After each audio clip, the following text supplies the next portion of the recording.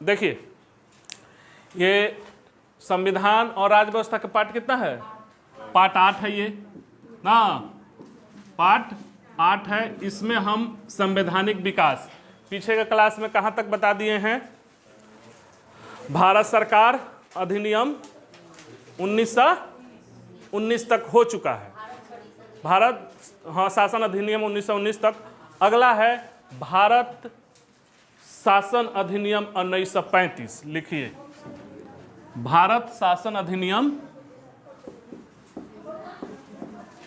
भारत शासन अधिनियम 1935। देखिए इसमें जो है बहुत सारी बातें थीं, मगर हम लोग क्या पढ़ रहे हैं, तो उन्हीं बातों पर ध्यान हम लोग ज़्यादा फोकस करेंगे जिससे संवैधानिक विकास में इस एक्ट के माध्यम से कुछ बढ़ोतरी हुआ है। इसमें तो बहुत सारा क्लॉज था, मतलब संविधान का आधार ही है भारत सरकार अधिनियम 1935। बात समझ रहे हैं? तो हम लोग चर्चा करेंगे कि इसमें हमारे संवैधानिक विकास से क्या है, बाकी चीज़ें हम लोग इतिहास में पढ़ेंगे। बात समझ रहे हैं? तो अब ध्यान दीजिए 1935 तक आते आते अंग्रेजों का जो प्रेशर था, क्रांतिकारी आंदोलन हो रहे थे, वो ध्यान रखिएगा।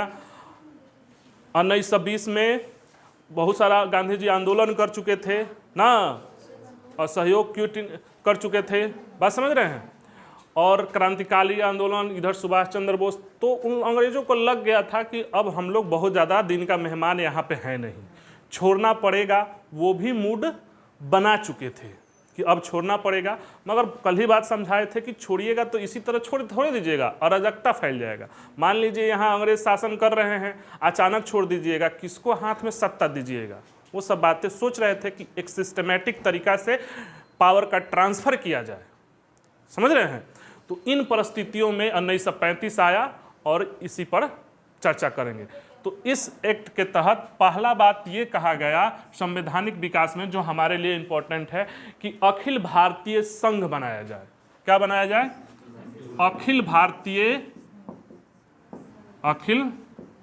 भारतीय संघ।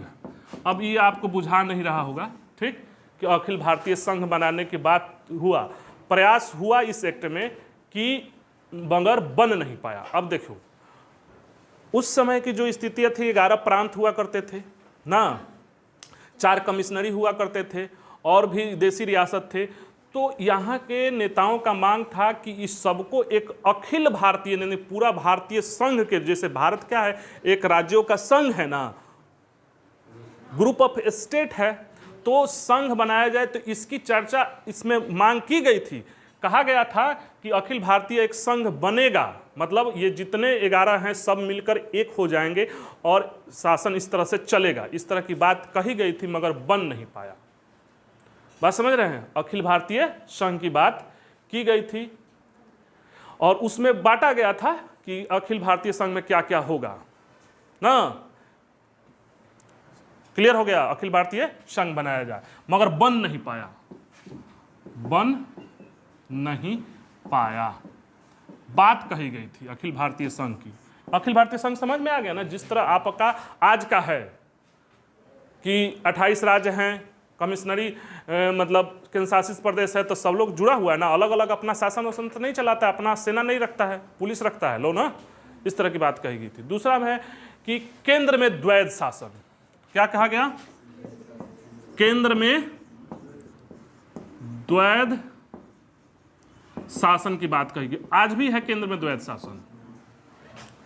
बात समझ रहे हैं? तो केंद्र में द्वैध शासन हो, यानी आज नहीं है, आज नहीं कह सकते। बात समझ रहे हैं? तो द्वैध शासन का मतलब कि कुछ विषय जो हैं, पहले तो 19 में राज्यों में था ना, 19 में क्या था ना, तो केंद्र में द्वैध शासन। तो द्वैध शासन का मतलब तो आपको बता चुके हैं कि कुछ मामले अंग्रेज रखेंगे और कुछ मामले भारतीयों को दिया जाएगा। जैसे वित्त है, सेना का ये है, गवर्नर जनरल को रखेगा, वित्त है, सेना है, पुलिस है ना, राजस्व है, ये है आरक्षित विषय। और जो हो जनहित हो गया, सेवा हो गया, शिक्षा हो गया, ये हो जाएगा हस्तांतरित, इस पर भारतीय करेंगे। इस तरह की व्यवस्था केंद्र में लाई गई, केंद्र में लाई गई। और दूसरा बात यह हो गया कि प्रांतों में जो द्वैध शासन था उसको खत्म कर दिया गया। बात समझ रहे हैं? प्रांतों में द्वैध शासन खत्म, प्रांतों में द्वैध शासन समाप्त कर दिया गया। प्रांतों में भी पहले था कि हस्तांतरित विषय थे और आरक्षित विषय थे, तो इसको समाप्त कर दिया गया, यानी कि प्रांतों को स्वायत्तता प्रदान करने की बात कही गई। स्वायत्तता कहने का मतलब कि प्रांत जैसे आज है ना, ठीक, आज बिहार सरकार को स्वायत्व है, यानी सेना अपना नहीं रख सकता है, बात समझ रहे हैं, पुलिस रख सकता है, डिसीजन ले सकता है, फाइनेंशियल जो पैसा है उसमें बिहार सरकार का अपना हिस्सा है, बात समझ रहे हैं। तो इस तरह के स्वायत्त मतलब अपने आप, मतलब ये हस्तांतरित और आरक्षित विषय ना रहे, ये एक ही आदमी के पास रहे, तो इसको समाप्त कर दिया गया। किसमें? प्रांतों में द्वैध शासन। ये क्वेश्चन पूछता है बार बार पीटी के लिए कि प्रांतों में द्वैध शासन कब लगाया गया? 1919 में। केंद्र में कब लगाया गया? प्रांतों में कब खत्म किया गया? हाँ, बात समझ गए। और प्रांतों को स्वायत्तता प्रदान की गई, प्रांतों में द्वैध शासन समाप्त और स्वायत्तता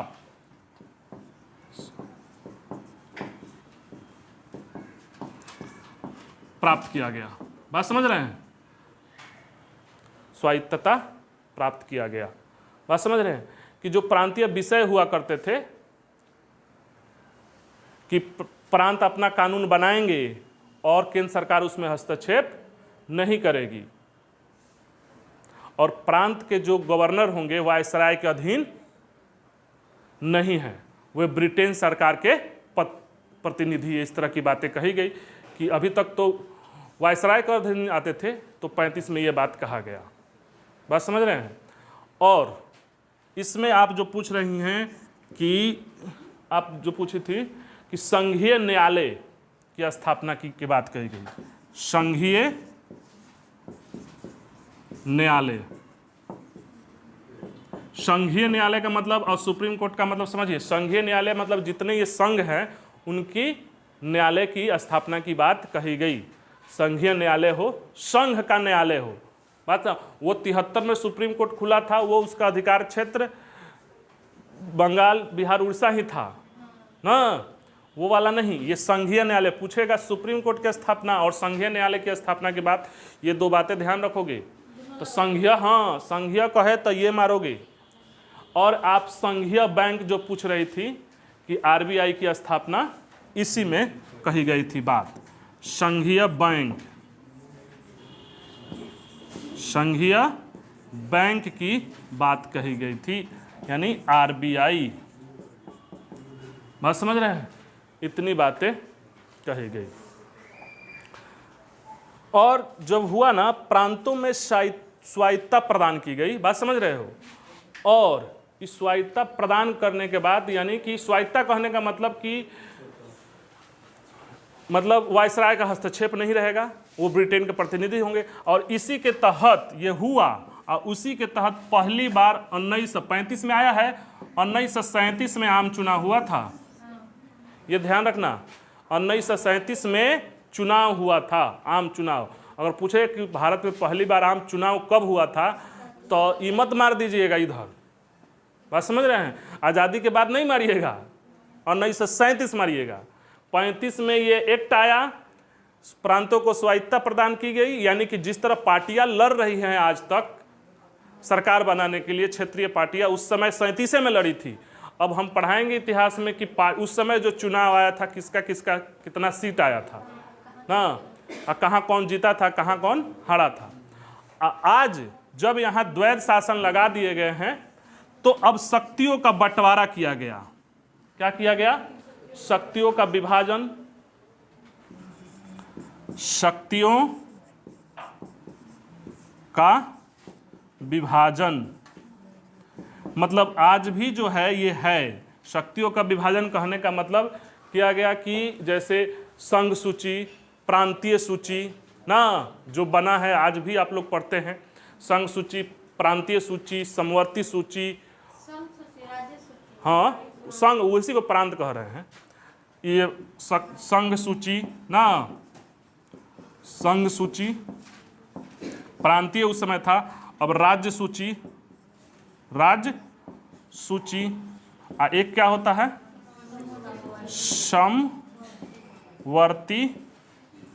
सूची, समझ रहे हैं, संघ सूची, राज्य सूची, समवर्ती सूची, और एक था कि अवशिष्ट विषय, ये भी केंद्र सरकार के पास था, अवशिष्ट विषय। सूची में बड़का ये होता है क्या, देख लीजिए, बड़का होता है, ठीक, विषय, बात समझ रहे हैं। अवशिष्ट विषय कहने का मतलब ये तो केंद्र के पास था, ये राज्य के पास था, और समवर्ती पर दोनों बना सकते हैं, मगर कंट्राडिक्ट होगा तो केंद्र का माना जाएगा। इस तरह की बातें 1935 में ही बता गई। अवशिष्ट विषय मतलब ऐसा कोई विषय आ जाए जो संघों में ना हो, राज्यों में ना हो, समवर्तियों में ना हो, तो अवशिष्ट में रखा गया, उस पर कानून बनाने का अधिकार केंद्र सरकार को। जैसे उदाहरण के तौर पे उस समय तो नहीं था कि मोबाइल आएगा, अब वीडियो कॉल होगा, फ्रॉड मोबाइलों से होगा, उस समय लोग सोचा भी नहीं था कि एगो साइबर क्राइम भी आएगा, तो इसको किस में रखोगे, अवशिष्ट विषय में रखेंगे ना। इधर से भी तो क्राइम है, और भी भविष्य में कुछ क्राइम करने के आ जाए, चाहे और भी तरीका आ जाए, चाहे वोटिंग मशीन आ जाए, चाहे ईवीएम था नहीं था, चाहे उस तरह की बातें, कानून जो नहीं है इन तीनों में, बात समझ रहे हैं, उसको अवशिष्ट में रखा गया कि आगे भविष्य में आप बनाते जाइए कोई कानून, बात समझ रहे हैं। कोई दिक्कत किसी को, ये इतना बात कही गई 1900।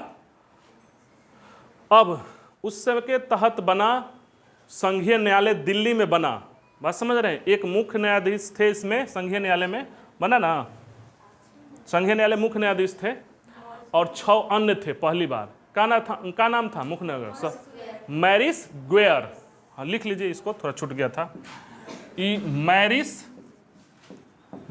ग्वेयर,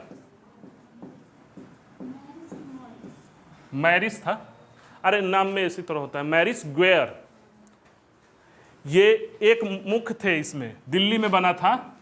कहाँ बना, दिल्ली में एक मुख्य थे और 6 अन्य थे। ये बात ध्यान रखना, ये वाला ये पूछ सकता है, मैरिस ग्वेयर थे, ठीक। और सबसे इंपॉर्टेंट बात कि भारत परिषद समाप्त कर दिया, भारत परिषद समाप्त किया गया। इसमें भारत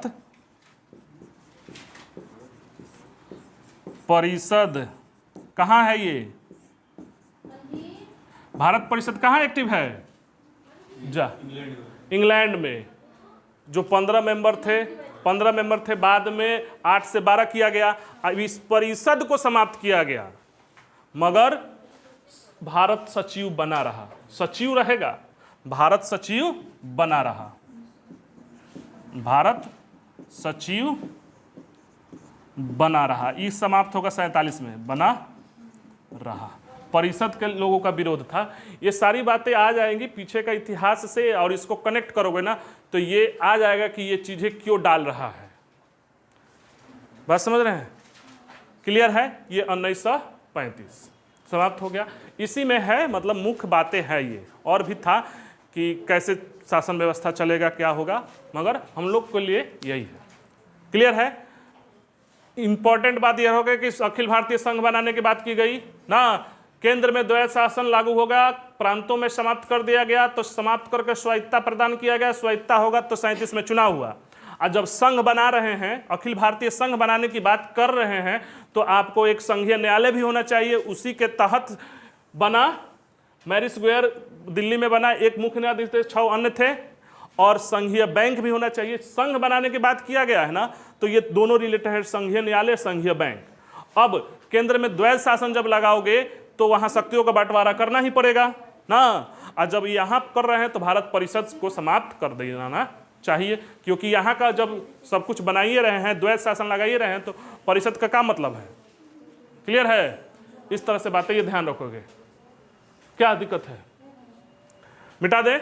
अब इसको एक बार पूरा जो पढ़ लिए हैं, देखिए हम लोग संवैधानिक विकास के बारे में पढ़ रहे हैं।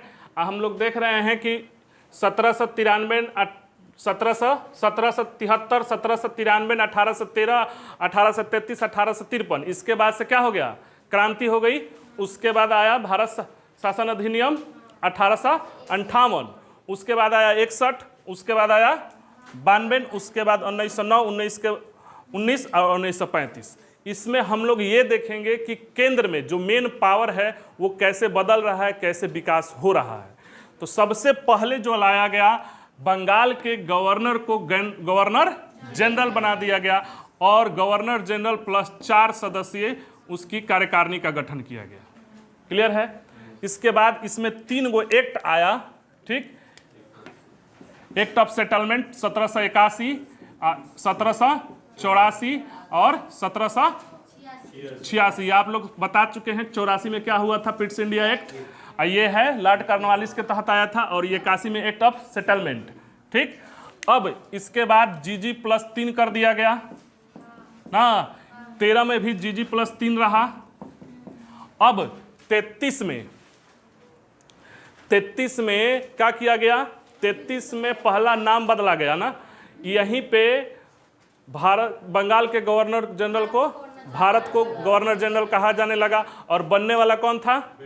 बेंटिक।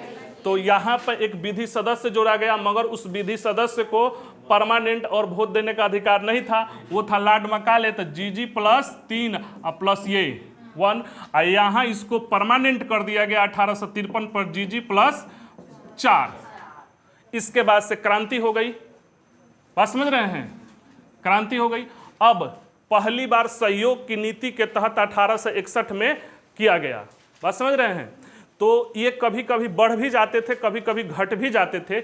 अब यहाँ जीजी प्लस 5 कार्यकारिणी में हो गए। कितना? 1861 में। और सबसे बात इंपॉर्टेंट, अब यहाँ देखिए, जीजी प्लस 4 गवर्नर जनरल की कार्यकारिणी, हाँ 5 हो गया है, बढ़ गया है। कभी बढ़ जाते थे, कभी घट जाते थे उसकी कार्यकारिणी में। हाँ, जीजी वायसराय बन गया था। हाँ, जीजी ही लिखिए, वायसराय आप समझिएगा। बात समझ रहे हैं?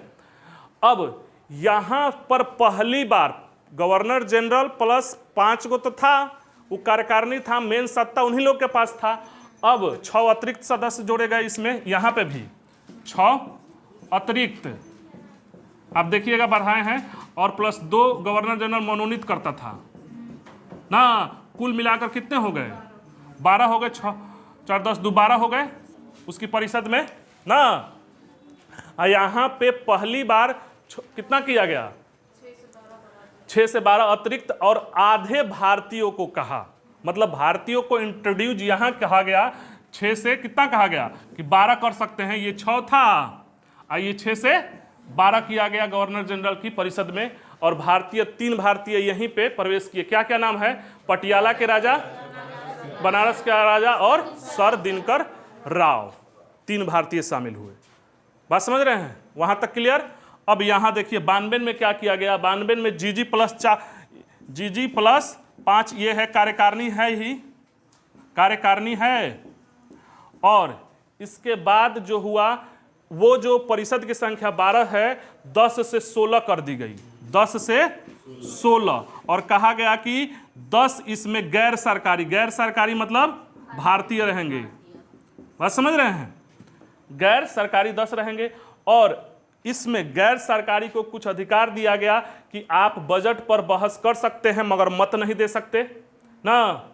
आप प्रश्न पूछ सकते हैं, मगर 6 दिन पहले आपको नोटिस देना पड़ेगा, और मत देने का अधिकार नहीं था, और पूरक प्रश्न पूछने का अधिकार नहीं था। ये पीछे हम पूरी बातें बता चुके हैं। अब यहीं से बंगाल विभाजन हो गया, आंदोलन हुआ, उसके बाद परिस्थितियां बदल गई। आप देख रहे हो क्या सिनेरियो कि जब जब विद्रोह हुआ है कुछ ना कुछ मिला है। बात समझ रहे हैं? तो इसके बाद 1909 में क्या किया गया कि जीजी प्लस, वो तो 5 बने ही रहे, इसके संख्या में 16 से 60 कर दिया गया। इसमें कितना कर दिया? 16 से 60 इसमें कर दिया गया, 16 से 60 ना, मतलब बहुत ज़्यादा विस्तार कर दिया गया 16 से 60। इसमें कहा गया कि आधे गैर सरकारी, इसमें आधे गैर सरकारी के, फिर भी सरकारी का बहुमत बना रहा। अब दूसरी बात यह किया गया कि गवर्नर जनरल की परिषद में तो हम लोग घुसिए गए हैं 3 आदमी, अब यहां पे आपको बजट पर बहस करने का अधिकार था, मत नहीं दे सकते थे। यहां पे आपको सरकार, आप क्या कर सकते हैं कि बजट पर बहस कर सकते हैं और पूरक प्रश्न पूछ सकते हैं। पूरक प्रश्न पूछने का यहाँ अधिकार नहीं था, यहाँ पूरक प्रश्न पूछने का अधिकार मिल गया। और वायसराय की कार्यकारिणी में है GG+5 में एक शामिल हो गए SP सिन्हा, और जो ब्रिटेन में ये था भारत सचिव, उसमें भी 2 आदमी शामिल हो गए 1909 में, ठीक, केसी गुप्ता और सर सैयद बिलग्रामी। बात समझ रहे हैं। इसके बाद 1919 में क्या हो गया, उच्च सदन निम्न सदन बन गया ना जी, उच्च सदन निम्न सदन बना, और प्रांतों में द्वैध शासन, और सबसे बात पृथक निर्वाचन मंडल 1909 में डाला गया। पहले 1909 में मुसलमानों को दिया गया, 1909 में पृथक निर्वाचन मंडल मुसलमानों को, 1919 में किसको, सिखों को, ईसाइयों को, एल्गो इंडियन को और यूरोपियों को दिया। अभी 1935 पढ़ा दिए हैं। बात समझ रहे हैं। इसको बढ़िया से देखिएगा, समझिएगा, आपको समझ में आएगा।